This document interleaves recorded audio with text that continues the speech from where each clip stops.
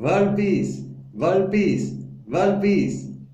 The entire world is one big family. You are my lovely family. Thanks for watching Peace Ravi TV. And today the program is part 2 about the history of Adolf Hitler in Tamil. In future, I will read in English also. இன்னைக்கு நம்ம வந்து Adolf Hitler அவருடைய history பாகம் 2 part 2 அதுக்கு டைரக்டா போறோம். அதுக்கு முன்னாடி ஒன்னு மறந்துட்டேனே. வணக்கம், நமஸ்தே, நமஸ்கார், அஸ்ஸலாமு அலைக்கும், சஸ்ரிகால், bonjour, buongiorno, como stai, ohayo gozaimasu, shang wu hao. Again, thanks for watching Peace Ravi TV. இப்போ வந்து நம்ம நேரா வந்து அடால்ஃப் ஹிட்லர் உலக வரலாறுல இவங்கெல்லாம் வந்து முக்கியமா நம்ம படிக்க வேண்டியது. ஏற்கனவே வந்து நம்ம பீஸ் ராவி டிவியில வந்து நெப்போலியன் பார்ட் 1 to பார்ட் 16 வந்து நீங்க வந்து வெற்றிகரமா பார்த்துருக்கீங்க. ரொம்ப நன்றி. இப்போ வந்து ஹிட்லர் அவரை பத்தி தெரிஞ்சுக்கணும். ஃபுல்லா நிறைய பேருக்கு தெரிஞ்சிருக்கோம். மீண்டும் இந்த பீஸ் ராவி டிவியில வந்து கேட்டு தெரிஞ்சுக்கங்க. நல்லா நம்ம எல்லாம் ஒன்னா சேர்ந்து உங்க மூலியமா நீங்க எல்லாம் வந்து பார்த்து வாசிக்கிற மாதிரி நினைச்சுதான் நான் வந்து இங்க புத்தகத்தை பார்த்து படிக்கிறேன். புத்தகம் வாசிக்கலாம் வாங்க. புத்தகம் வந்து ரொம்ப இம்பார்ட்டன்ட். புக் ஃபேர்லாம் நடந்துட்டு இருக்கு. போய் புக்கெல்லாம் வாங்குங்க. எல்லாருடைய புக்கும் வாங்குங்க. இது வந்து அடால்ஃப் ஹிட்லர் அவருடைய 2ஆம் பாகம் நம்ம பார்க்க போறோம். ஹிட்லர் ஓகே, பயப்படாதீங்க. ஹிட்லர் ஓகே, படிப்போம். பாருங்களேன், அவரோட மீசை, அவர் கண்ணு, அவர் பார்வை எல்லாத்தையும் கொஞ்சம் அப்படியே பாருங்க, ஒத்து பாருங்களேன். ஓ, இதுதான் வந்து ஹிட்லர். ஓகே, சிப்பாய் ஒற்றன் சர்வாதிகாரி, இதுதான் வந்து இன்னைக்கு தலைப்பு. ஓர் உலகம் யுத்தம், இப்படி படிப்போம். ஓர் உலக யுத்தம் என்னென்னவெல்லாம் செய்யும், முன்கூட்டி யூகிப்பது மிகவும் சிரமம். 1914 முதல் 1918 ஆண்டு வரையிலான 4 ஆண்டுகள் நீடித்த முதல் உலக யுத்தம், அதாவது 1914 இருந்து 1918 வரையிலான 4 ஆண்டுகள் நீடித்த முதல் உலக யுத்தம் ஒட்டுமொத்த ஐரோப்பிய நிலப்பரப்பையே திருத்தி எழுதி புரட்டி போட்டது. 4 பேரரசுகள் கவிழ்ந்தன. மன்னராட்சி முறை ஒழிக்கப்பட்டது. யார் எதிர்பார்த்திருப்பார்கள்? பாரம்பரியம் மிக்க ஆஸ்திரியா ஹங்கேரி மன்னர் முடித்துறந்தார். ஜெர்மனியின் கைசர் ஓடிப்போனார். ஒட்டாமான் துருக்கிய சாம்ராஜ்யம் உருத்தெரியாமல் சிதறியது. மத்திய கிழக்கு நாடுகள் தனித்தனியே மலர்ந்தன. ரஷ்ய புரட்சி ஏற்பட்டு ஜார் மன்னர் தூக்கி அடிக்கப்பட்டார். இன ரீதியில் தனி நாடு கேட்டுக் கொண்டிருந்தவர்கள் எல்லாம் பலன் பெறத் தொடங்கினார்கள். இன ரீதியில் தனி நாடு கேட்டுக் கொண்டிருந்தவர்கள் எல்லாம் பலன் பெறத் தொடங்கினார்கள். செக்கோஸ்லாவிக்கியா பிறந்தது. எஸ்தோனியா, பின்லாந்து, லாட்வியா, யுகோஸ்லாவியா என்று ஐரோப்பிய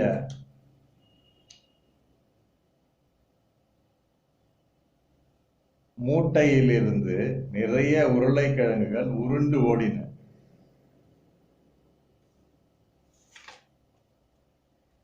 இந்த பேராகிராஃபை ஃபுல்லா படிப்போம். இன ரீதியில் தனிநாடு கேட்டுக் கொண்டிருந்தவர்கள் எல்லாம் பலன் பெற தொடங்கினார்கள். செக்கோஸ்லாவிக்கியா பிறந்தது. எஸ்தோனியா, பின்லாந்து, லாட்வியா, யுகோஸ்லாவியா என்று ஐரோப்பிய மூட்டையிலிருந்து நிறைய உருளைக்கிழங்குகள் உருண்டு ஓடின. உருளைக்கிழங்கு எல்லாவற்றுக்கும் மேலாக அமெரிக்காவும் சோவியத் யூனியனும் வல்லரசு பதவிக்காக போட்டியிட ஆரம்பித்ததும் இதற்கு பிறகுதான். ஒரு படுகொலையில் ஆரம்பித்தது அது. ஆஸ்திரிய இளவரசர் ஆர்ச் டியூக் பிரான்ஸ்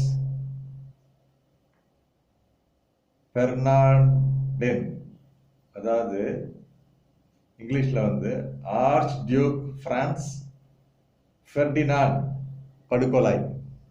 யாரோட படுகொலை? ஆர்ச் டியூக் பிரான்ஸ் ஃபெர்டினாண்ட் அவரோட படுகொலை ஆரம்பித்தது. அவர் ஆஸ்திரியா இளவரசர். 1914ஆம் ஆண்டு ஜூன் மாதம் 28ஆம் தேதி அது நடந்தது. அப்போது ஆஸ்திரியா ஹங்கேரிய பேரரசின் ஒரு பகுதியாக இருந்த செர்பியாவின் தற்போதைய தலைநகரமான சராஜிவோவுக்கு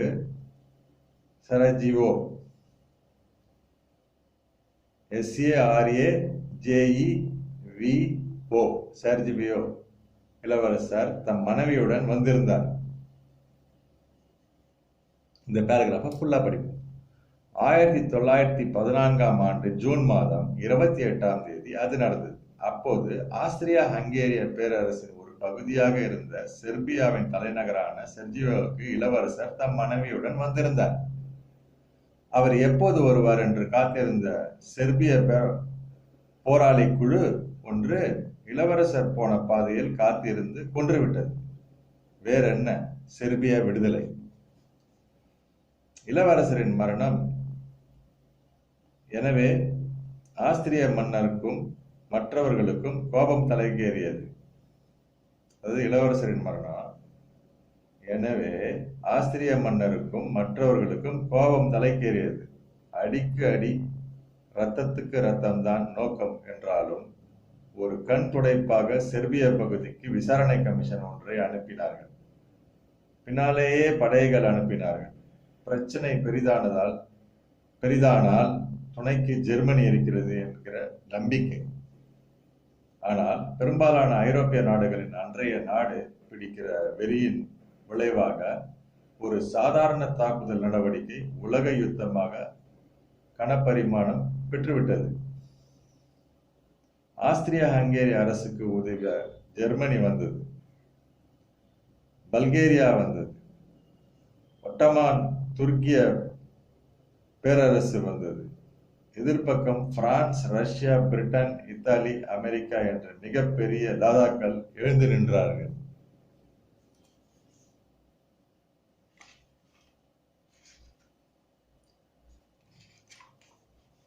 அரசுகளுக்கு 1000 நோக்கம் இருந்தது.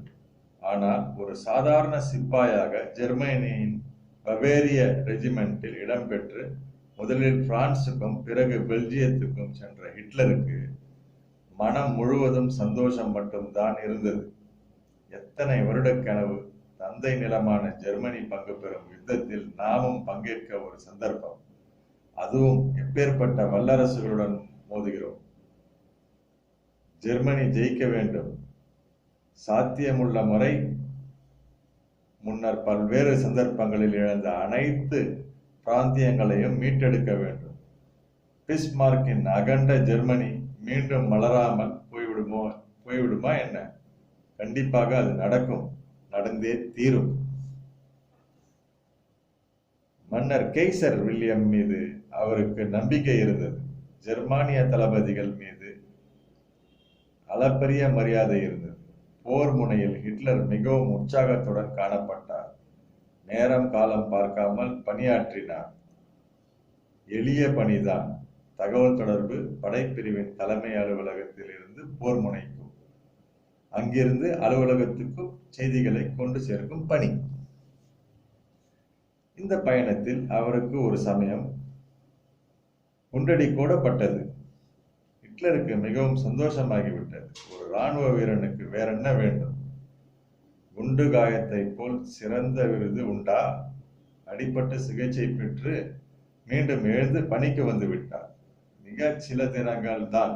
மருத்துவமனையில் இருந்த அந்த 2-3 நாள்கள் கூட அவருக்கு காலத்தை வீணடிப்பது போலவே தோன்றியது. ஓடிவிட வேண்டும் என்று விரும்பினார். போர்க்களம்தான் எத்தனை புனிதமான இடம்! குண்டு சத்தமெல்லாம் அவருக்கு சங்கீதமாக கேட்டது. டும் டும் டமா டமா டமா டமா டும், அதெல்லாம் அவருக்கு மியூசிக் மாதிரி கேட்டிருக்கு, சங்கீதம் போன்று கேட்டது. சக வீரர்கள் தங்களுக்கு அளிக்கப்பட்ட உணவு குறித்தும் தங்கும் இடம் குளறுபடிகள் குறித்தும் அவ்வப்போது மேலதிகாரியிடம் புகார் கூறுவார்கள். அதாவது இந்த பேரா திருப்படினும், சக வீரர்கள் தங்களுக்கு அளிக்கப்பட்ட உணவு குறித்தும் தங்கும் இட குளறுபாடுகள் குறித்தும் அவ்வப்போது மேலதிகாரிகளிடம் புகார் கூறுவார்கள். ஹிட்லர் வாய் திறக்க மாட்டார். என்ன கிடைக்கிறதோ சாப்பிடுவார். எங்கே கை நீட்டுகிறார்களோ அங்கே படுத்து உறங்குவார். தனிப்பட்ட விஷயம் ஏதோ ஒன்றுமே அவருக்கு பொருட்டாக இல்லை. யுத்தம் யுத்தம் ஒன்று மட்டும்தான் முக்கியம். ஹிட்லருடன் ஒரே கூடாரத்தில் தங்கியிருந்த ஒரு ஜெர்மானிய சிப்பாய் பின்னொரு காலத்தில் அந்த நாள்களை நினைவு கூறும்போது இப்படி சொன்னார். எங்களுக்கெல்லாம் தீராத வியப்பு. அடால்ஃப் ஒருபோதும் தம் உறவினர்களுக்கு கடிதம் எழுதி நாங்கள் பார்த்ததில்லை. எந்த உறவினர்களிடமிருந்தும் அவருக்கு கடிதங்கள் ஏதும் வராது. போர் முனையில் வீரர்கள் ஜீவித்திருக்க அத்தகைய கடிதங்கள் மட்டும்தான் ஒரே வழி. ஆனால் ஹிட்லர் பெரும்பாலான நேரம் கார்ட்டூன்கள் வரைவதிலேயே செலவழித்தார். வரைந்த கார்ட்டூன்களை இராணுவ உள்சுற்று பத்திரிகை ஆசிரியருக்கு அனுப்புவார். அத்தனையும் போர்க்கள காட்சிகள். பார்க்க கொஞ்சம் நன்றாக கூட இருக்கும். உன் உறவினர்கள் யாரும் கடிதம் எழுத மாட்டார்களா என்று பல சமயம் கேட்டிருக்கிறேன். பதிலே வராது. உறவுகள் அவருக்கு எப்போதும் ஒரு பொருட்டாக இருந்ததில்லை. பேச்சு என்று ஆரம்பித்தால் ஜெர்மனியை பற்றி மட்டும்தான் பேசுவார். மணி கணக்கில் பேசுவார். மூச்சு விடாமல் பேசுவார். பின்னாளில் பெரிய தேசியவாதியாக வருவார் என்று அப்போதெல்லாம் கிண்டல் செய்வோம். கிண்டலே அல்லாது சந்தேகமில்லாமல் ஹிட்லர் ஒரு தேசியவாதி தான். அவரது இதயம் ஒருபோதும் லேப்டாப் என்று துடித்ததில்லை. ஜெர்மனி ஜெர்மனி என்றுதான் துடித்துக் கொண்டிருந்தது. அகண்ட ஜெர்மன், பரிபூர்ண ஜெர்மன், பிஸ்மார்க்கின் ஜெர்மன். அவருடைய இதயம் ஹார்ட் லேப்டாப்னு பண்ணலையா, ஜெர்மனி ஜெர்மனி அப்படின்னு தான் ஆட்சின்னு இருந்தான். முதல் யுத்த காலத்தில் ஹிட்லரின் பணி அவருடைய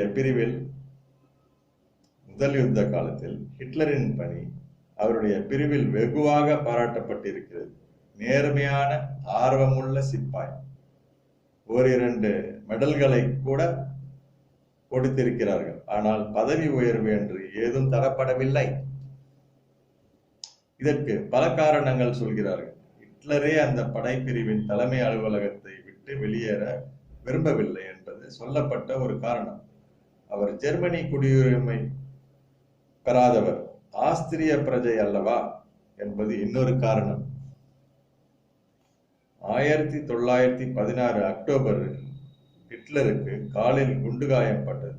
சற்றே பெரிய காயம். உடனடியாக அவர் பணி விலக்கு அளிக்கப்பட்டு மருத்துவமனைக்கு எடுத்து செல்லப்பட்டார். 5 மாதம் காலம் அவர் ஓய்வில் இருக்க வேண்டியிருந்தது. மார்ச் 1917 மீண்டும் அவர் பணியில் வந்து சேர்ந்து கொண்டார். உண்மையில் அது நாள் வரை போர்க்களப் பணியை உற்சாகமாகவும் விளையாட்டாகவும் மேற்கொண்ட ஹிட்லருக்கு அதில் உள்ள சிரமம் குறித்து முதலில் தெரிய வந்த தருணம் அது. கொஞ்சம் பயந்துதான் போனார். ஆனால் தளரவில்லை. அடிபடாமல் பணியாற்றுவது எப்படி என்று சீனியர்களை பார்த்தும் கேட்டு அதன் பிறகு கற்றுக்கொள்ள தொடங்கிவிட்டார்.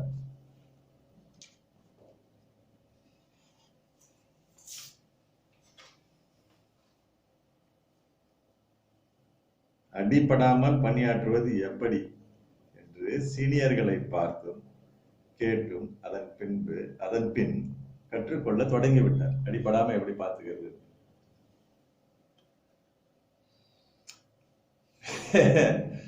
ஒரு செகண்ட்.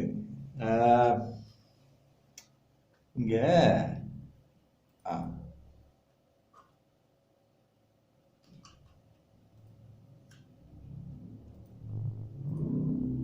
Excuse me.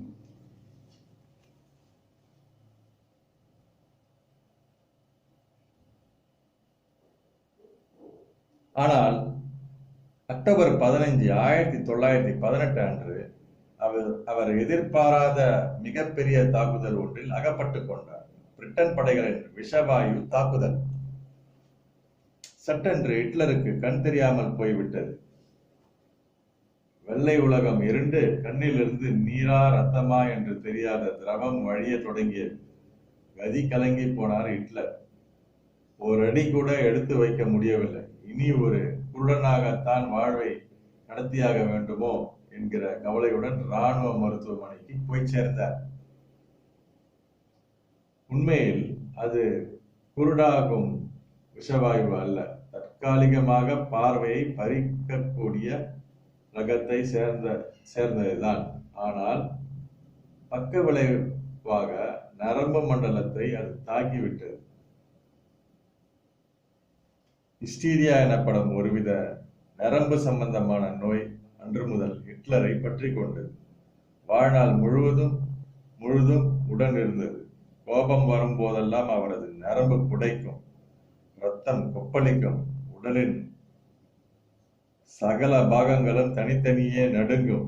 ஒரு லேத் மிஷின் மாதிரி மூளை தடதடத்து பல நிமிடங்கள் கழித்து அடங்கும். ஹிட்லர் சோர்ந்து போய் விழுவார். கண் தெரியாமல் மருத்துவமனைக்கு வந்து சேர்ந்த ஹிட்லருக்கு இராணுவ டாக்டர்கள் சிகிச்சை அளிக்க தொடங்கினார்கள். நாள் முழுவதும் படுக்கையிலேயே கிடந்தார். கண் தானே தெரியவில்லை. சிந்தனைக்கு என்ன குறை? தம் கனவுகளில் அவர் திரும்ப திரும்ப அகண்ட ஜெர்மனியின் வரைபடத்தை ஓடவிட்டு பார்த்து கொண்டிருந்தார். அதற்கு இடராக இருக்கக்கூடிய ஜனநாயக ஆட்சி முறை குறித்தும், யூதர்களின் அதிகார பலம் குறித்தும், அதை எப்படி அடக்குவது என்பது குறித்தும் விதவிதமாக யோசித்தார். அவ்வப்போது யுத்த நிலவரம் குறித்து மருத்துவர்களிடம் தகவல் கேட்டு அறிந்து கொண்டார். எப்படியும் ஜெர்மனி வெற்றி பெற்றுவிடும் என்கிற அசைக்க முடியாத நம்பிக்கை அவருக்கு இருந்தது. ஆனால் அது எப்போது?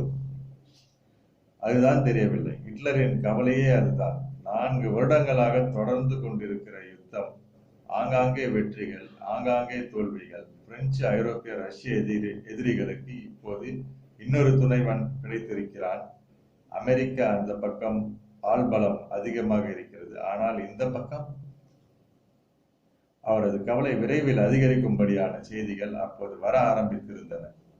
யுத்தத்தின் பக்க விளைவுகள் ஜெர்மனியின் பொருளாதாரத்தை மிகவும் சீர்குலைத்திருந்தன. உணவு பஞ்சம், உற்பத்தி பஞ்சம், நாணய மதிப்பு கண்ணுக்கு தெரியாத பாதாளத்துக்கு போய்விட்டிருந்தது. ஜெர்மனியின் கம்யூனிஸ்ட் கட்சி மன்னருக்கு எதிரான போராட்டங்களை தினசரி நடத்த ஆரம்பித்திருந்தது. தொழிற்சங்கங்கள் இந்த போராட்டத்தில் பங்கெடுக்க அழைக்கப்பட்டன. நீங்கள் அடித்து கொள்வதற்கு நாங்கள் ஏன் கஷ்டப்பட வேண்டும்? அதாவது, நீங்கள் அடித்துக் கொள்வதற்கு நாங்கள் ஏன் கஷ்டப்பட வேண்டும்? வேலைக்கு ஏற்ற கூலி இல்லை, பல இடங்களில் வேலையே இல்லை. சடார் என்று ஒரு நாள் ஜெர்மனியின் ஒட்டுமொத்த தொழிற்சாலைகளும் உற்பத்தி நிறுத்தத்தை அறிவித்தன. இனி இராணுவத்துக்கு ஆயுத சப்ளை இருக்காது. கொதித்து போனார் ஹிட்லர். எப்பேற்பட்ட துரோகம்! இவர்களெல்லாம் உண்மையான ஜெர்மனியர்கள் தானா? இப்படி கூடவா யுத்த நேரத்தில் சிந்திக்க தோன்றும்? உயிரை கொடுத்தாலாவது தேசத்தின் வெற்றிக்கு உழைக்கும் மனோபாவம் ஏன் யாரிடமும் இல்லை, தன்னை தவிர? கடவுள் ஏன் கம்யூனிஸ்டுகளையும் யூதர்களையும் படைத்தார்? அவர்களை எப்படி அழைத்து ஒழிப்பது?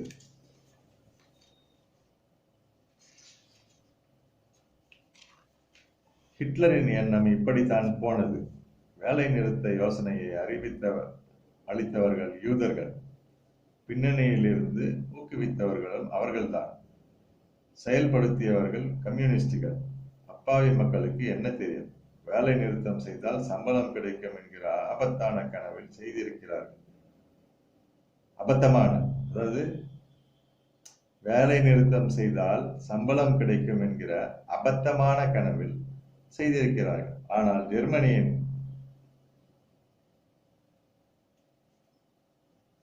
கட்டுறுதியை அளிக்கும் விதமாக அல்லவா இந்த வேலை நிறுத்தம் அமையும்? உண்மையில் அப்படித்தான் ஆனது. முதலாம் உலகப் போரில் ஜெர்மனி வீழ்ச்சி அடையவும், மன்னர் கெய்சர் வில்லியம்ஸ் ஹாலந்துக்கு தப்பிச் செல்லவும் அந்த மாபெரும் வேலை நிறுத்தம் தான் ஒரு தொடக்க புள்ளியானது. தவிரவும் ஜெர்மனி மீடியா இராணுவத்தினரை சகல வழிகளிலும் தொடர்ந்து கிழி என்று கிழித்துக் கொண்டிருந்தார்கள். தோற்பதற்காகவே போர் முனைக்கு சென்றவர்கள் என்பது போல எழுதினார்கள். மருத்துவமனையில் இருந்த ஹிட்லருக்கு இந்த தகவல்கள் அனைத்தும் ஒரு பாதிரியார் மூலம் தெரிய வந்தது.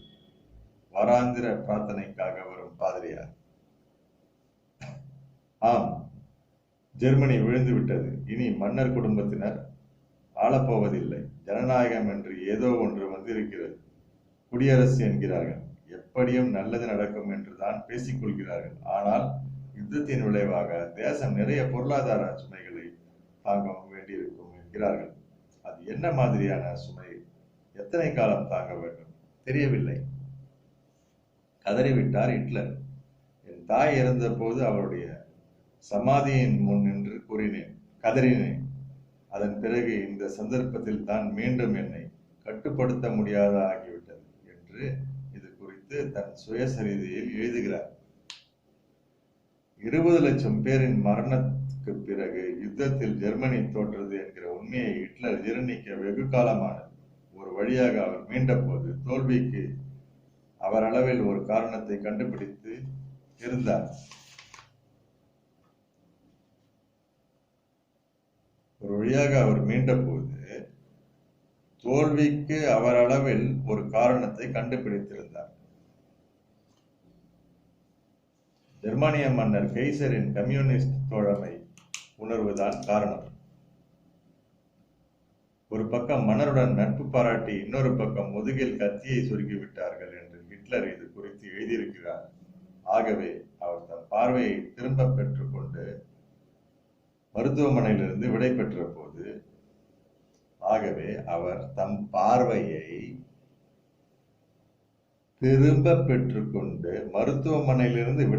போது தெளிவான ஒரு முடிவுக்கு வந்திருந்தார். ஜெர்மனியின் மறுமலர்ச்சிக்கான முடிவு. கம்யூனிஸ்டுகளை நசுக்க வேண்டும், யூதர்களை ஒழிக்க வேண்டும், அவ்வளவுதான். அந்த ஆண்டு நவம்பரில் ஹிட்லர் மீண்டும் மியூனிக் திரும்பி தன் இராணுவ முகாமில் இணைந்து கொண்டார். தொடர்ந்து இராணுவத்தில் இருக்கும் உத்தேசம் அவருக்கு இல்லை. ஒரு நாற்காலி ஏற்பாடு, தங்குமிடம் அமைத்துக் கொள்ளும் வரையிலாவது ஒதுங்க ஒரு நிழல் வேண்டும். இந்த பேராகிராஃபை திரும்பி படிப்போம். அந்த ஆண்டு நவம்பரில் ஹிட்லர் மீண்டும் மியூனிக் திரும்பி தன் இராணுவ முகாமில் இணைந்து கொண்டார். தொடர்ந்து இராணுவத்தில் இருக்கும் உத்தேசம் அவருக்கு இல்லை. ஒரு நாற்காலி ஏற்பாடு, தங்குமிடம் அமைத்துக் கொள்ளும் வரையிலாவது ஒதுங்க ஒரு நிழல் வேண்டும். சக தோழர்கள் பலர் அங்கே யுத்தத்தில் ஏற்பட்ட தோல்வியில் துவண்டு கிடந்ததை ஹிட்லர் பார்த்தார். உட்கார்ந்து பேசியதில் கம்யூனிஸ்டுகளும் யூதர்களும் தான் ஜெர்மன் முடியாட்சி ஒழிக்க காரணமானவர்கள் என்கிற அவரது கருத்தே வேறு சில தோழர்களுக்கும் இருந்ததை அவரால் புரிந்து கொள்ள முடிந்தது. ஆனால் யாரும் வெளிப்படையாக பேச முடியவில்லை. நிகழ்ந்திருப்பது ஜனநாயக புரட்சி என்கிற பெயரில் கம்யூனிஸ்ட் புரட்சி. புதிய குடியாட்சியில் கம்யூனிஸ்டுகளே அதிகம் நிறைந்திருக்கிறார்கள். அது நிகழ்ந்திருப்பது ஜனநாயக புரட்சி என்கிற பெயரில் கம்யூனிஸ்ட் புரட்சி. புதிய குடியாட்சியில் கம்யூனிஸ்டுகளே அதிகம் நிறைந்திருக்கிறார்கள். ஜெர்மனி எங்கும் முன்னை காட்டிலும் அதிகமாக யூத தலைகள் ஜெர்மனி எங்கும் முன்னை காட்டிலும் அதிகமாக யூத தலைகள் உலவுகின்றன. முதலாளித்துவ முதலைகள், இது நல்லதல்ல. முதலாளித்துவ முதலைகள், இது நல்லதல்ல. தேசம் நிச்சயம் சகிக்க முடியாத அளவுக்கு நாசமாகத்தான் போகிறது என்று ஹிட்லர் சொன்னார். இந்த பேராவை திருப்பி படி. நிகழ்ந்திருப்பது ஜனநாயக புரட்சி என்கிற பெயரில் கம்யூனிஸ்ட் புரட்சி. புதிய குடியாட்சியில் கம்யூனிஸ்டுகளே அதிகம் நிறைந்திருக்கிறார்கள். ஜெர்மனி எங்கும் முன்னை காட்டிலும் அதிக யூத தலைகள் உலவுகின்றன. ஜெர்மனி எங்கும் முன்னை காட்டிலும் அதிக யூத தலைகள் உலவுகின்றன. முதலாளித்துவ முதலைகள், இது நல்லதல்ல. தேசம் நிச்சயம் சகிக்க முடியாத அளவுக்கு நாசமாகத்தான் போகிறது என்று ஹிட்லர் சொன்னார். என்ன செய்யலாம்? ஏதாவது செய்துதான் ஆக வேண்டும். இராணுவத்தில் இருந்து கொண்டு இனி ஏதும் செய்வதற்கு இல்லை, வெளியேறி விடுவதுதான் உத்தமம் என்று அவருக்கு தோன்றியது. ஒரு கட்சி தொடங்கலாம் என்று நினைத்தார். ஆனால் இது குறித்தோ அல்லது வேறேது குறித்தோ யாரிடமும் பேச முடியவில்லை. புதிய ஜெர்மன் குடியரசில் யார் சொந்த சகோதரர், யார் உளவாளி என்று எளிதில் கண்டுபிடிக்க முடியாது. குறிப்பாக மன்னரின் இராணுவத்தில் பணியாற்றிய வீரர்கள் விஷயத்தில் அரசாங்கம் மிகுந்த எச்சரிக்கை உணர்வுடன் நடந்து கொள்ள ஆரம்பித்திருந்தது. மூச்சு விட்டால் கூட பிடித்து கொண்டு போய்விடுவார்கள் போலிருந்தது. எனவே ஹிட்லர் தம் எண்ணத்தை கொஞ்ச காலம் மனதுக்குள்ளேயே சுமந்து கொண்டு திரிந்தார். தப்பித்தவரி வெளியே சிலரிடம் பேசப்போக ஒரு சமயம் அவர் தங்கியிருந்த அறைக்கு 3 உளவாளிகள் வந்து விட்டார்கள். தப்பித்தவரி வெளியே சிலரிடம் பேசப்போக ஒரு சமயம் அவர் தங்கியிருந்த அறைக்கு 3 உளவாளிகள் வந்து விட்டார்கள். வேற என்ன? கைது செய்து அழைத்து போகும் உத்தேசம்தான். திருத்தி அழகா படிக்கும் போது நம்மளுக்கு அந்த சென்டென்ஸ் புரியும். அதனால சென்டென்ஸ் ஒரு மாதிரி போகும்போது நம்ம தெரிஞ்சுக்கணும், உடனே திருப்பி படிக்கணும். அதனால வீட்டுல பிள்ளைகளை வாய் விட்டு நல்லா அழகா 2-3 தடவை படிக்க சொல்லுங்க, சரியாயிடும். ஆனால் அவர்கள் சற்றும் எதிர்பார்க்கவில்லை. ஹிட்லர் எம்மாதிரியான நபர் என்று அவர்களுக்கு தெரியாது. கைது நடவடிக்கைக்கு எதிர்ப்பு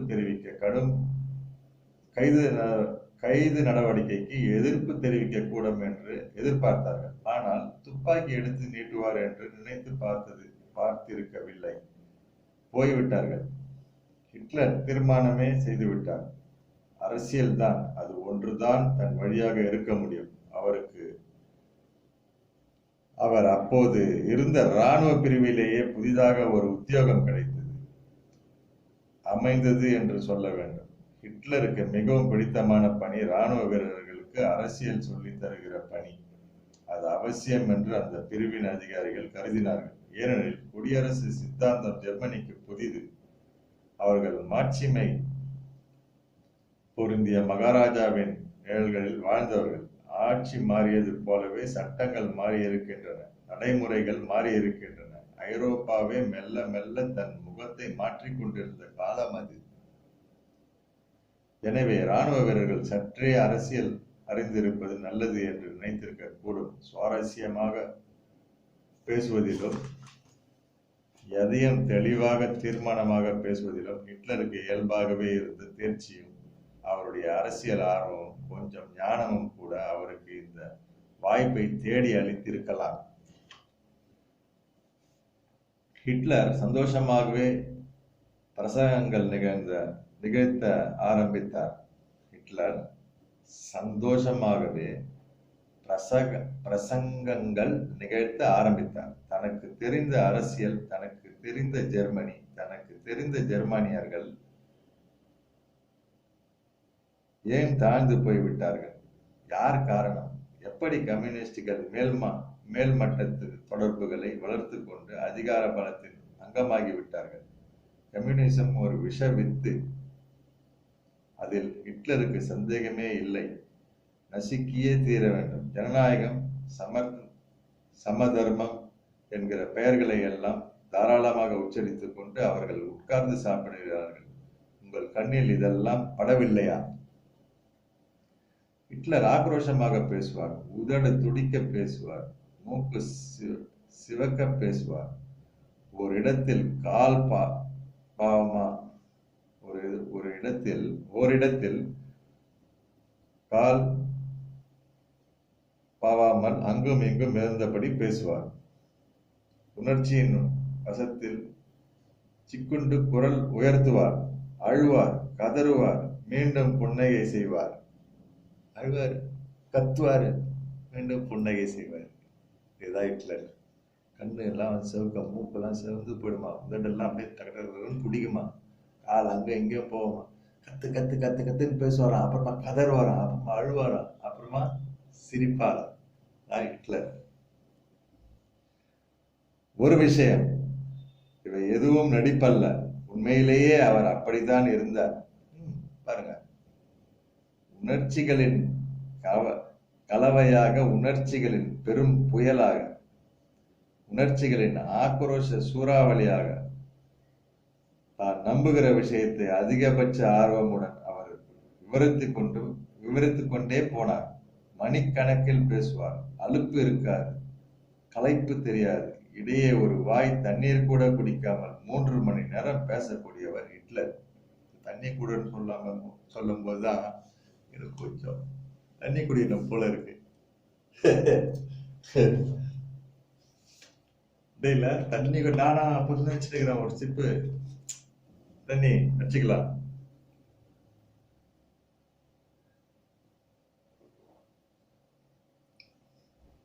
நான் யோசனை பண்ணே இருக்கேன், படிச்சுட்டு இருக்கும் தண்ணி குடிக்கணும் போல இருக்க, எப்படி பிரேக் பண்றது. இவரு நாளா தண்ணி நடுவில் வந்துருக்கு. 3 மணி நேரம் பேசக்கூடியவர் ஹிட்லர். ராணுவ அதிகாரிகளுக்கு இது தெரியும்.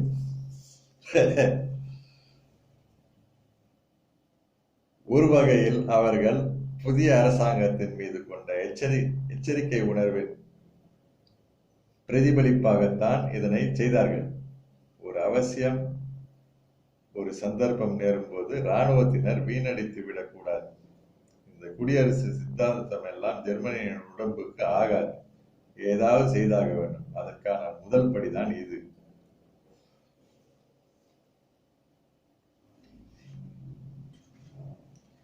ஆனால் யாரும் வெளியே சொல்லவில்லை. இராணுவ வீரர்களுக்கு அரசியல் சொல்லித்தரப்படும் என்று போர்டு மட்டும் மாட்டிவிட்டார்கள். ஹிட்லர் ஒரு ஆசிரியராகி போனார்.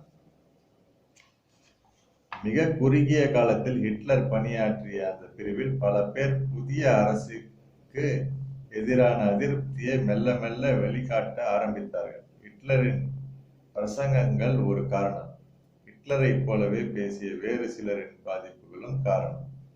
அதை ஹிட்லரின் அதிர்ஷ்டம் என்றே சொல்ல வேண்டும். சிப்பாய்கள் மட்டத்தில் மட்டுமல்லாமல் அதிகாரிகள், பவேரிய மாகாண ஆட்சியாளர்கள் தரப்பிலும் இந்த ஆட்சியை கூடிய விரைவில் நீக்க வேண்டும் என்கிற எண்ணம் உருவாக்கியிருந்தது. அரசியலில் தனியாத ஆர்வம் கொண்டிருந்த ஹிட்லரை அவர்கள் பயன்படுத்த நினைத்தார்கள். ஆகவே தேசிய உணர்வு மிக்க ஏதாவது ஒரு கட்சிக்குள் இராணுவத்தினரை ஊடுருவ வைத்து ஒரு புரட்சிக்கான சாத்தியங்களை ஆராயலாம் என்று முடிவெடுத்தார்கள். ஜெர்மன் தொழிலாளர் கட்சி, ஜெர்மன் ஒர்க்கர்ஸ் பார்ட்டி என்கிற கட்சியை தேர்ந்தெடுத்தார்கள். அது ஒரு சோசியலிஸ்ட் கட்சி, முதலாளித்துவவாதிகளையும் யூதர்களையும் எதிர்த்து கொண்டிருந்த கட்சி. ஒரு பேச்சுக்கு தான் இப்படி சொல்லலாம். உண்மையில் அன்றைக்கு ஜெர்மனியில் தினசரி ஒன்றாக உருவாகி கொண்டிருந்த ஏராளமான குட்டி கட்சிகளுக்குள் அதுவும் ஒன்று. அவ்வளவுதான். குடியரசு என்று சொல்லிவிட்ட பிறகு கட்சிகள் முளைப்பதற்கு கணக்கு வழக்குகள் உண்டா என்ன? இந்த தொழிலாளர் கட்சிக்குள் போலீஸ் உளவாளிகளை ஊடுருவ செய்யும் வேலையை தொடங்க முடிவு செய்து அதற்கென ஒரு படையை தயார் செய்தார்கள். ஹிட்லர் அதில் இருந்தார். இந்த பேரா திருப்பி படி. இந்த தொழிலாளர் கட்சிக்குள் போலீஸ் உளவாளிகளை ஊடுருவ செய்யும் வேலையை தொடங்க முடிவு செய்து அதற்கென ஒரு படையை தயார் செய்தார்கள். ஹிட்லர் அதில் இருந்தார். கட்சியில் சேரும் போது ஹிட்லர் அதன் 55வது உறுப்பினர். கட்சியில் சேரும்போது ஹிட்லர் அதன் 55வது உறுப்பினர்.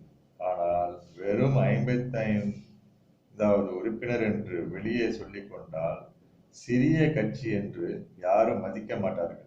எனவே உறுப்பினர் அடையாள அட்டையில் ஊழல் செய்து 55 என்றிருந்ததை 555 என்று மாற்றிவிட்டார்கள். பின்னால் மீண்டும் கட்சியின் மூத்த உறுப்பினர் என்பதை நிறுவுவதற்காக போட்ட 3-5 ஒன்றை ஹிட்லரை நீக்கிவிட்டார். பின்னாளில், அதாவது 55 போறதுக்கு பதிலாக 555 போட்டு அப்புறம் பின்னால அந்த ஒரு 5 எடுத்துட்டார். ஹிட்லருக்கு இடப்பட்டிருந்த கட்டளைகள் 2. முதலில் கட்சியின் அனைத்து மட்டங்களிலும் ஊடுருவி ஏதாவது ஒரு பதவியில் அமர்ந்து எத்தனை சீக்கிரம் முடியுமோ அத்தனை சீக்கிரம் மேல்மட்ட தலைவராவது. 2வது, இராணுவத்தினரிடையே கட்சி அரசியல் குறித்து எடுத்துச் சொல்லி அவர்களையும் கட்சிக்குள் ஊடுருவச் செய்வது. இராணுவம் ஒரு புரட்சியை தொடங்கி நடத்துவது என்பது அந்த சூழ்நிலையில் மிகவும் சிரமமான காரியம். இராணுவம் ஒரு புரட்சியை தொடங்கி நடத்துவது என்பது அந்த சூழ்நிலையில் மிகவும் சிரமமான காரியம். பாராளுமன்ற ஜனநாயகம் என்கிற பெரும் பூதம் வந்திருக்கிறது. எனவே ஒரு கட்சி குத்தகை எடுத்த மாதிரி ஒட்டுமொத்த அதிருப்தி இராணுவ வீரர்களையும் கட்சிக்காரர்களாக்கிவிட்டால் அவர்களை கொண்டு காரியத்தை செய்யலாம். ஒன்றும் முடியாவிட்டால் தேர்தலில் நின்றேனும் ஆட்சியை பிடிக்க முடிகிறதா பார்க்கலாம். சுருக்கமாக சொல்வதென்றால் இராணுவ வீரர்கள் நிறைந்த கட்சி, ஆனால் வெளியே தெரியாது.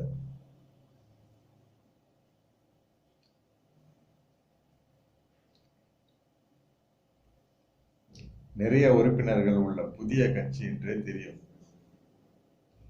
1919ஆம் ஆண்டு ஜூலை மாதம் ஹிட்லர் முதலில் ஒரு உளவாளியாக ஜெர்மன் தொழிலாளர் கட்சிக்குள் நுழைந்தார். முறைப்படி பதிவு செய்து கொண்டு உறுப்பினர் அட்டை பெற்றுக் கொண்டார். கட்சி கூட்டங்களுக்கு தவறாமல் போக ஆரம்பித்தார்.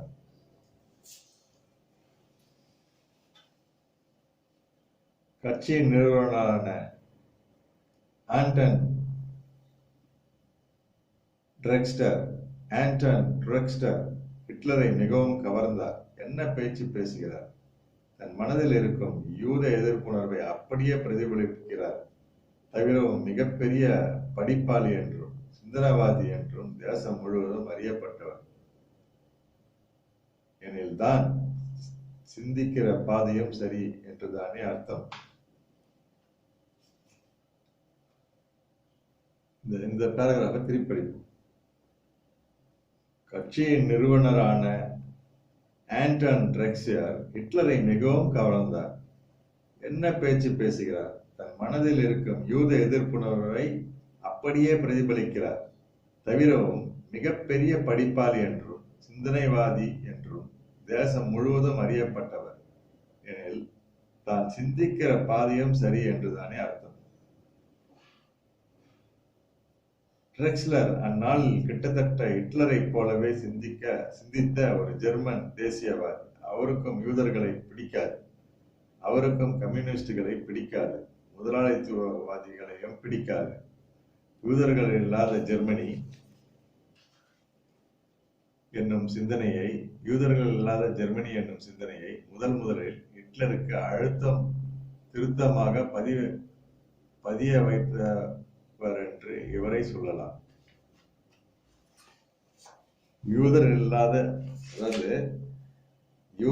இல்லாத ஜெர்மனி என்னும் சிந்தனையை முதலில் ஹிட்லருக்கு அழுத்தம் திருத்தமாக பதிய வைத்தவர் என்று இவரை சொல்லலாம். யூதர்கள் இல்லாத ஜெர்மனி சாத்தியம்தானா? ஆனால் சாத்தியமாக வேண்டும். ஜெர்மனியின் தேசிய அடையாளங்களை மீட்டெடுக்கவும் பழைய பெருமைகளை தூசி தட்டி புதுப்பொலிவூட்டவும் அது அவசிய தேவை என்று ஹிட்லர் கருதினார். கட்சியில் அவருக்கு டைட்ரிச் எக்கார்ட் என்கிற மூத்த உறுப்பினருடன் நல்ல நெருக்கம் ஏற்பட்டது. எக்கார்ட் ஹிட்லரின் பகுதி நேர குருவாகவே ஆகி போனார். சித்தாந்த ரீதியில் மட்டுமல்ல, ஹிட்லரின் நடை, உடை, பாவனைகளை செதுக்கியவர் இவர்தான். எப்படி உடுத்த வேண்டும், எப்படி பேச வேண்டும், யாரிடம் எப்படி பழக வேண்டும், பெருங்கூட்டத்தில் பேசும்போது கடைபிடிக்க வேண்டிய நெறிகள் என்னென்ன, தொண்டர்களிடம் பழகுவது, தலைவர்களுடன் பழகுவது, பாவனைகள் பழகுவது, வீரம் பழகுவது, வெற்றி பழகுவது ஒரு உளவாளியாகத்தான் ஹிட்லர் அந்த கட்சிக்குள் வந்தார். ஆனால் உண்மையிலேயே அவருக்கு தொழிலாளர் கட்சியின் இருப்பும் செயல்பாடுகளும் பிடித்து போயின. அவரும் நிறைய கூட்டங்களில் கலந்து கொண்டார். அவரது பேச்சு கட்சியினருக்கு பிடித்தது. தொடக்க காலத்தில் கட்சி கூட்டங்களுக்கு பொதுமக்கள் யாரும் வரவில்லை. 10-20 பேர் தேறினால் அதிகம் என்பதுதான் நிலை. மியூனிக்கின் புகழ்பெற்ற மது விடுதிகளில் பெரிய பெரிய அறைகளை வாடகைக்கு எடுத்து கட்சி கூட்டங்களை நடத்துவார்கள். கூட்டத்துக்கு வரும் பொதுமக்களுக்கு இலவசமாக பீர் உண்டு. ஆன போதிலும் மக்கள் வரவில்லை. கூட்டத்தில் வரவங்களுக்கு எல்லாம் பீர்லாம் கொடுத்திருக்காங்க. ஆனாலும் மக்கள் வரவில்லை. இந்த நிலைமையும் மாறும் என்று ஹிட்லர் நினைத்தார். மாறத்தான் செய்தது. கொஞ்சம் கொஞ்சமாக ஹிட்லரின் பேச்சு சுவாரஸ்யம் குறித்த செய்தி வெளியே பரவ ஆரம்பித்தது. யார் இந்த புதிய நபர் என்று பார்ப்பதற்காகவே வர தொடங்கினார்கள். ஹிட்லர் எப்போதும் கூட்டத்தில் 2வது நபர்களாகத்தான் பேசுவார். முதலில் ஒருவரை பேச விட்டுவிட்டு மக்களின் முகங்களை கவனிப்பார். ஆர்வத்துடன் கேட்கிறார்களா, கடனே என்று கேட்கிறார்களா, கைத்தட்ட போகிறார்களா, தக்காளி வீச போகிறார்களா? 5 நிமிடங்களில் அவருக்கு நிலைமை புரிந்துவிடும். சூழ்நிலைக்கேற்ப அவரது பேச்சு இயல்பாக அமையும். அரை மணிக்கு குறைந்து ஹிட்லர் வணக்கம் சொல்ல மாட்டார். சமயத்தில் 3-4 மணி நேரங்கள் கூட இடைவிடாமல் பேசுவார். குடித்துக் கொண்டிருக்கும் பீர் காரணமா, வெடித்துக் கொண்டிருக்கும் ஹிட்லர் காரணமா என்று சொல்ல முடியாது. மக்கள் அப்படியே மயங்கி கிடப்பார்கள். ஒன்று நிச்சயம், கட்சிக்கு ஹிட்லர் ஒரு சொத்து கிடைத்த மாதிரி தான் இருந்தது. தொழிலாளர் கட்சியில் ஒரு சில படித்த பெரியவர்கள் இருந்தார்களே தவிர யாருக்கும் மக்களை வசீகரிக்கும் தன்மை இல்லை. மேடையில் தூங்கி வழியும் பேச்சுகளையே அவர்களால் தர முடிந்தது. ஹிட்லர் ஒருவர் தான் பிரச்சார பிறங்கியாக இருந்தார். இதனால் தலைவர்களுக்கு அவரை மிகவும் பிடித்திருந்தது. இதனாலேயே மற்றவர்களுக்கு அவரை பிடிக்காமலும் போனது. 1921ஆம் ஆண்டு கட்சியில் ஹிட்லரின் செல்வாக்கை மட்டும் 1921ஆம் ஆண்டு கட்சியில் ஹிட்லரின் செல்வாக்கை மட்டுப்படுத்துவதற்காக ஒரு சிலர் இணைந்து ஒரு சூழ்ச்சி செய்தார்கள். ஆக்ஸ்பார்க்கில் இயங்கிக் கொண்டிருந்த இன்னொரு சோசியலிஸ்ட் கட்சியை தொழிலாளர் கட்சியுடன் இணைத்து விடுகிற முயற்சி. இதன் மூலம் கட்சிக்கு இன்னும் சில முக்கியஸ்தவர்கள் வந்து சேருவார்கள். ஜூனியரான ஹிட்லரினிடம் இயல்பாக கீழே இறக்கப்படும். இதனிடையில் ஹிட்லர் முறைப்படி தன்னுடைய இராணுவ பணியிலிருந்து தன்னை விடுவித்துக் கொண்டிருந்தார். முழு நேர கட்சி அரசியலே தனக்கு சரி என்று முடிவு செய்து விட்டிருந்தார். அவரது அதிகாரிகளும் அதை ஆதரித்தனர். யார் கண்டார்கள்? ஹிட்லர் ஒருவேளை ஜெர்மனியின் தலையெழுத்தை மாற்றக்கூடும். அவர்கள் தான் ஹிட்லரை தொழிலாளர் கட்சிக்குள் ஒரு உளவாளியாக ஊடுருவ சொன்னார்கள். சொன்ன காரியத்தை ஹிட்லர் சரியாகவே செய்திருந்தார். கட்சிக்குள் நிறைய இராணுவ வீரர்களையும் ஏராளமான பொதுமக்களையும் கொண்டு வந்து சேர்த்திருந்தார். மிக குறுகிய காலத்தில் கட்சியின் தவிர்க்க முடியாத சக்தியாகவும் உருவாகியிருந்தார்.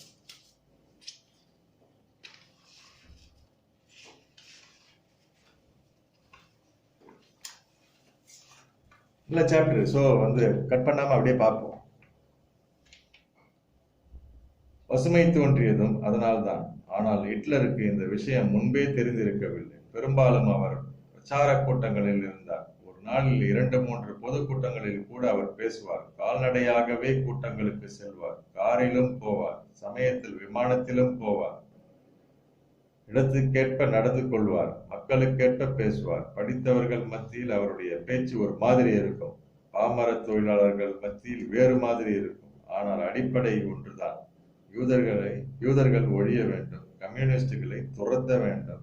ஜெர்மன் தேசம் தழைக்க வேண்டும். அப்படி ஒரு ஊராக சுற்றி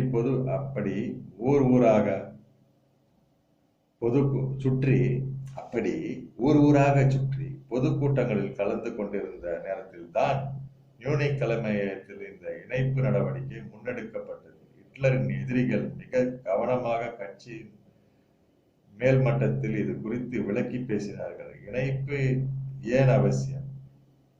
நமது பலம் பெருகுவதற்கு அவர்களும், அதாவது இணைப்பு ஏன் அவசியம்?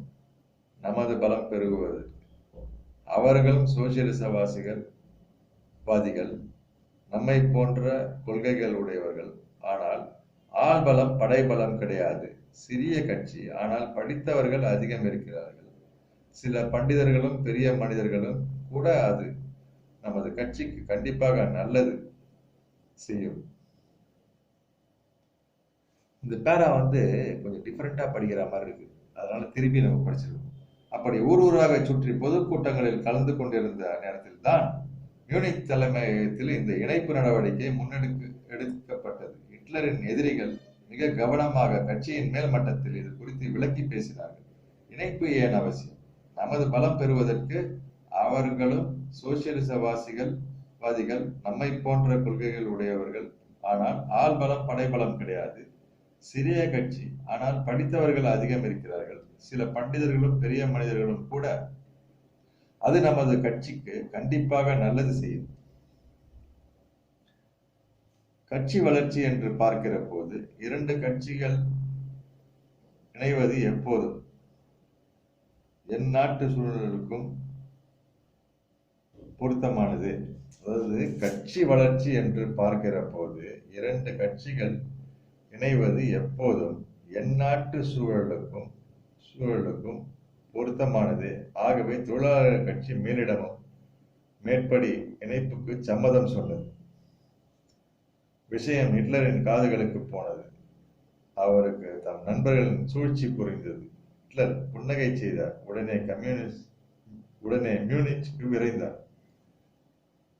கட்சி கூட்டம் நடந்து கொண்டிருந்தது. ஹிட்லர் யாரிடமும் பேசவில்லை. நேரே கூட்டத்தின் மையத்திற்கு வந்தார்.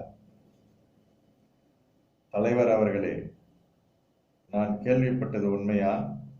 இந்த இணைப்பு நடவடிக்கையின் பின்னால் இருக்கிற அரசியலை நீங்கள் அறிவீர்களா? உங்களுக்கு தெரிந்து உங்கள் சம்மதத்துடன் தான் இது நடந்திருக்கும் என்கிற பட்சத்தில் உங்களுக்கு நான் முக்கியமில்லை என்றாகிறது. எனவே நான் அடிப்படை உறுப்பினர் பதவியிலிருந்து ராஜினாமா செய்கிறேன். கையோடு தயாராக எடுத்து வந்திருந்த ராஜினாமா கடிதத்தை வீசினார். தலைவர்கள் அதிர்ந்து போனார்கள். என்ன நடக்கிறது இங்கே? ஹிட்லர் ஏன் ராஜினாமா செய்ய வேண்டும்? மடையர்களே, ஹிட்லர் இல்லாமல் உங்களால் ஒரு பொது கூட்டத்தை சமாளிக்க முடியுமா? நமது கட்சி கூட்டங்களுக்கு 5 பேருக்கு மேல் வந்ததில்லை. ஹிட்லர் இணைந்து பேசத் தொடங்கிய பிறகு நாம் கூட்டத்துக்கு வருபவர்களை கட்டுப்படுத்த வேண்டியிருந்ததை எல்லாம் மறந்து விட்டீர்களா? ஆக்ரோஷமாக கேட்டார் ட்ரெக்ஸ்லர். ஹிட்லர் புன்னகை செய்தார். அந்த கணத்தை தன்னுடையதாக்கிக் கொள்ள அவர் முடிவு செய்தார். மன்னிக்க வேண்டும் மிஸ்டர் ட்ரெக்ஸ்லர், எனக்காக நீங்கள் வாதாட வேண்டாம். என் நண்பர்களின் அதிருப்தியுடன் இங்கே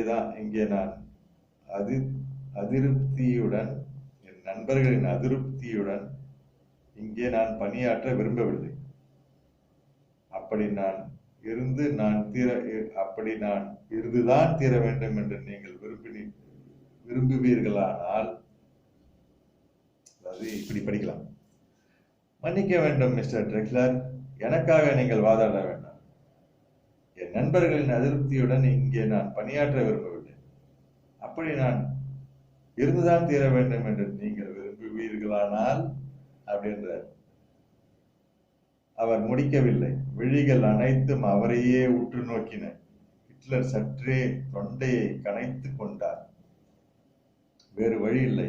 கட்சியின் சேர்மனாக என்னை நீங்கள் அறிவித்தாக வேண்டும். சர்வ அதிகாரங்களும் இனி என்னிடத்தில் தான் இருக்க வேண்டும். நான் ஒருவன் மட்டுமே முடிவெடுப்பேன். உங்கள் அனைவருக்கும் கட்டுப்படும் உரிமை அளிக்கப்படும். இது உங்களுக்கு முடியாதல்லவா? எனக்கு தெரியும். நமக்குள் எதற்கு கசப்புணர்வு? நான் விடைபெறுகிறேன் நண்பர்களே.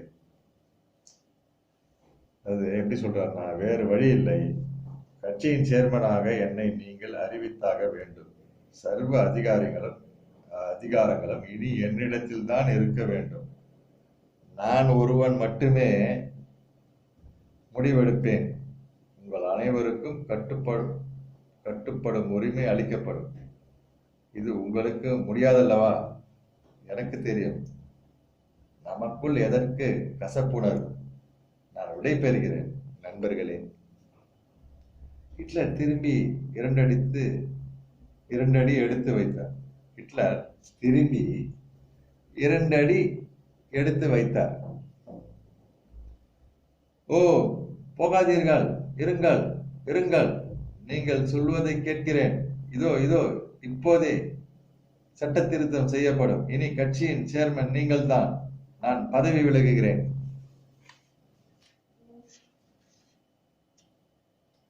அறிவித்தது யார்? தலைவர் ட்ரெக்ஸ்லரா? சந்தேகமே இல்லை, அவர்தான். அத்தனை பேரும் அதிர்ந்து விட்டார்கள். ட்ரெக்ஸ்லர் இப்படி நினைக்கிறார் என்றால் ஹிட்லர் எத்தனை முக்கியமானவராக இருக்க வேண்டும்? நமக்கு தான் தெரியவில்லை. தலைவர் சரியாகத்தான் யோசிப்பார். ஹிட்லர் உணர்ச்சி வசப்படாமல் தன் கருத்தை மீண்டும் அழுத்தம் திருத்தமாக எடுத்து வைத்தார். கட்சியின் தொடக்க கால உறுப்பினர்களுக்குள் ஒருவர் அவர். திருப்பி படிப்போம். ஹிட்லர் உணர்ச்சி வசப்படாமல் தன் கருத்தை மீண்டும் அழுத்தம் திருத்தமாக எடுத்து வைத்தார். கட்சியின் தொடக்க கால உறுப்பினர்களுள் ஒருவர் அவர். தவிரவும் 10 பைசாவுக்கு பிரயோஜனம் இல்லாத கட்சிக்கு பல லட்சக்கணக்கில் நிதி திரளவும் உறுப்பினர்கள் சேரவும் பொதுமக்கள் ஆதரவு கிடைக்கும் அவரது பேச்சுதான் காரணமாக இருந்திருக்கிறது. அவர் ஒன்றும் அலங்காரத்துக்காக பதவி கேட்கவில்லை. மாறாக செய்ய வேண்டியவை நிறைய இருக்கின்றன. கட்சியை மேலும் வலுப்படுத்துவது, மக்களின் ஆதரவை மேலும் பெருக்குவது, ஜெர்மானிய குடிமகன் ஒவ்வொருவரும் தொழிலாளர் கட்சியுடன் இணைந்திருப்பதை பெருமையாக நினைக்கும்படி செய்வது, அப்புறம் தேர்தல், ஆட்சி, அகண்ட ஜெர்மனி, ஒருங்கிணைந்த ஜெர்மனி கனவுகள். தன்னால் இது முடியும் என்று ஹிட்லர் அடித்து சொன்னார். ஆனால் அதிகாரம் வேண்டும், முழுமையாக இங்கே கை வைத்து துண்டு போடப்படாத அதிகாரம், சர்வாதிகாரம். அதாவது இந்த பேராவை திருப்பி படிப்போம். தன்னால் இது முடியும் என்று ஹிட்லர் அடித்து சொன்னார். ஆனால் அதிகாரம் வேண்டும், முழுமையாக இங்கே கை வைத்து துண்டு போடப்படாத அதிகாரம், சர்வாதிகாரம். அவர்கள் யோசித்தார்கள். கட்சி வளர வேண்டும், அதற்கு ஹிட்லர் வேண்டும் என்கிற நிலையில் அவர் கேட்பதை செய்வதுதானே நியாயம். ஆகவே ஒரு குறைந்தபட்ச ஜனநாயகத்தை கடைசி முறையாக காப்பதற்காக வாக்கெடுப்புக்கு ஏற்பாடு செய்தார்கள்.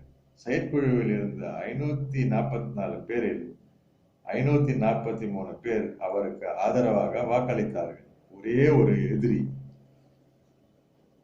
ஹிட்லர் புன்னகை செய்தார். அத்தனை பேரும் தன் அன்பை தெரிவித்துக் கொண்டார். அத்தனை பேருக்கும் தன் அன்பை தெரிவித்துக் கொண்டார். கட்சியின் பெயரில் ஒரு சிறு மாறுதல் செய்ய விரும்புவதாக தெரிவித்தார். அதுவரை ஜெர்மன் தொழிலாளர் கட்சியாக இருந்ததை தேசிய சோசியலிச ஜெர்மன் தொழிலாளர் கட்சி, national socialist German workers party என்று மாற்றினார்.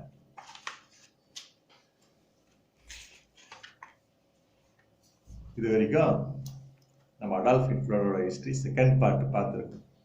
ஓகேங்களா?